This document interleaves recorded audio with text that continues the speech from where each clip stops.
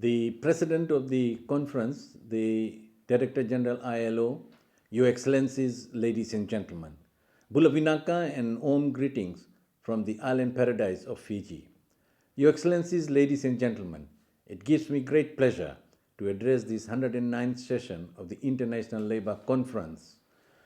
And on behalf of the Fijian government, I would like to congratulate Excellency Ambassador Umar Zanibar on his appointment as the President of the conference on 20th May 2021.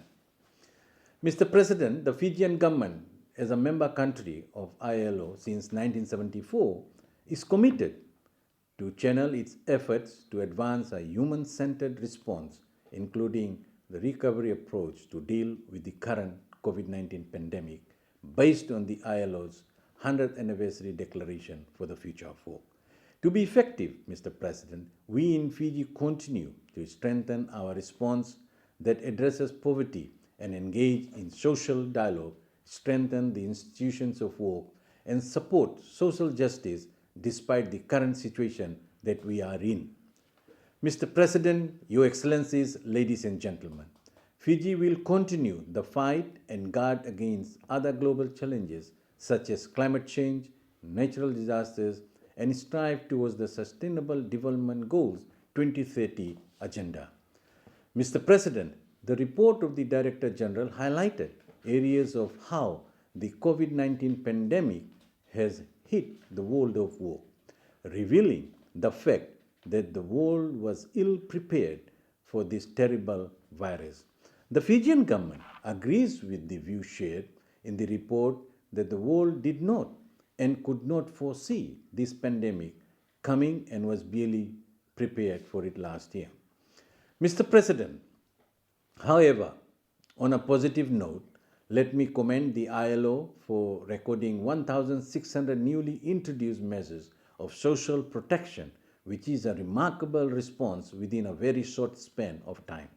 The pandemic is not only a health crisis, but one that profoundly affects the global supply chain and continues to place immense pressure on our fragile economies, with massive job losses in developing countries such as Fiji. Mr. President, we thank the ILO for its key policies around the 4 pillars based on international labor standard.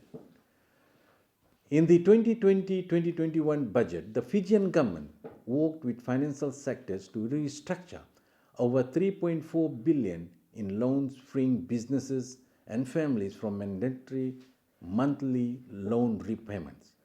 Fiji is going through its second wave of COVID-19 since April 2021. Mr. President, the Fijian government continues to ramp up its vaccination rollout plan with a welcome news that we have completed 36% of our targeted population to date and continue to move towards higher percentages across the population as the best measure to counter the pandemic and move towards opening our economy and our borders. The fight against this pandemic requires regional and international cooperation, and we acknowledge the continued assistance in this regard by all our generous donors, countries and agencies such as China, Australia, New Zealand, India, and WHO. On behalf of the Fijian government, we stand by the Director General's remarks in his report, and I quote, "Adaptation by this conference of an outcome document calling for and shaping a global response for a such human-centered recovery will be of the very greatest value," unquote. These are sentiments close to the hearts and minds of the Fijian people and its government as we work towards the light at the end of this dark pandemic. I thank you, Mr. President, and I thank ILO for the opportunity to speak on behalf of the Fijian government and its people, and I thank you all for your graceful attention. Vinaka, and thank you.